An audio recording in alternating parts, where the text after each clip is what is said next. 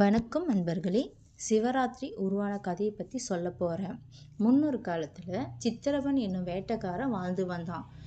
அவன் காட்டு விலங்குகளை வேட்டையாடி தான் தன் குடும்பத்தை நடத்தி வந்தான். அவனுக்கு போதுமான வருமானம் கிடைக்காதனால வியாபாரிகிட்ட கடன் வாங்கியிருந்தான். அந்த கடனை அவனால் திருப்பி செலுத்த முடியல. வியாபாரி என்ன பண்ணுறான், சித்திரவனை அழைச்சிட்டு போயிட்டு ஒரு சிவ ஆலயத்தில் அடைச்சி வச்சிடறான். அன்னைக்குன்னு பார்த்து தற்செயலாக சிவராத்திரி. சிவபக்தர்கள் எல்லாம் சிவபெருமானை பூஜித்து சிவராத்திரி உருவான கதையை பற்றி சொல்லிட்டு இருக்காங்க. இதையெல்லாம் சித்திரவன் கேட்டுட்டு இருக்கான். உடனே வியாபாரி அனுப்பி வச்சு ஒரு ஆள் சித்திரவனை அழைச்சிட்டு போகிறாங்க.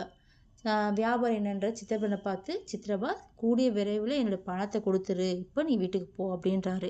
சித்திரவனும் நன்றி சொல்லிட்டு, வியாபாரி உங்களுடைய பணத்தை நான் சீக்கிரம் கொடுத்துட்றேன் அப்படின்னு சொல்லிட்டு ஒரு காட்டுப்பாதை வழியாக நடந்து போயிட்டே இருக்காரு.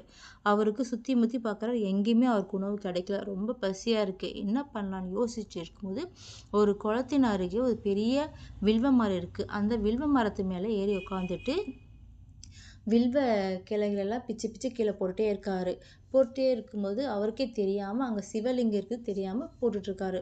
அந்த கிளைகள் எல்லாம் சிவபெருமான் மேலே விழுந்த உடனே அன்னைக்கு சிவராத்திரி இல்லையா, இவர் உணவும் உண்ணலை. அவருடைய முதல் கட்ட பூஜை அது முடிவடைஞ்சிடுது அவருக்கே தெரியாமல். உடனே உட்காந்துட்டு இந்த மரத்தை மேலே யோசிச்சுட்டு இருக்காரு, என்ன பண்ணலாம் அப்படின்ட்டு. அவர் யோசிச்சுட்டு இருக்கும்போது ஒரு கர்ப்பமான மான் அந்த வழியாக துள்ளி குதிச்சுட்டு வருது. ஏன்னா அங்கே குளம் இருக்கு இல்லைங்களா, தண்ணி குடிக்கலான்ட்டு வருது தாகத்துக்காக. இதை பார்த்தோன்னே சித்திரவன் அந்த மானை வேட்டையாடலாம் சொல்லிட்டு அம்பை எடுக்கிறாரு. உடனே மான் பார்த்துட்டு சித்திரப்பன் கிட்ட, என்னை விட்டுடு, நான் கர்ப்பமாக இருக்கிறேன், என்னை மட்டும் கொல்ல முடியாது, என்னோட குழந்தையும் சேர்த்து தான் நீ கொல்ல போகிற, அந்த பாவம் உனக்கு வேணாம், என்னை விட்டுன்னு கெஞ்சுது. உடனே சித்திரவன் என்ன பண்ணுறான், சரி நீ போ அப்படின்னு விட்டுடுறான். விட்டுட்டு கிளைகளெல்லாம் மறுபடியும் கிளைகளை பிச்சு பிச்சு கீழே போட்டுட்டே இருக்கும்போது அந்த 2வது கட்ட பூஜையும் முடிஞ்சிடுது. சிவபெருமான் போட்டுகிட்டே இருக்கும்போது முடிஞ்சிடுது. உட்காந்துட்டே இருக்கிறான் கொஞ்ச நேரம். அதுக்கப்புறம் பார்த்தீங்கன்னா ஒரு ஆண்மான் வருது. ஆண்மான் குளத்தில் தண்ணி குடிக்கலான்னு வருது.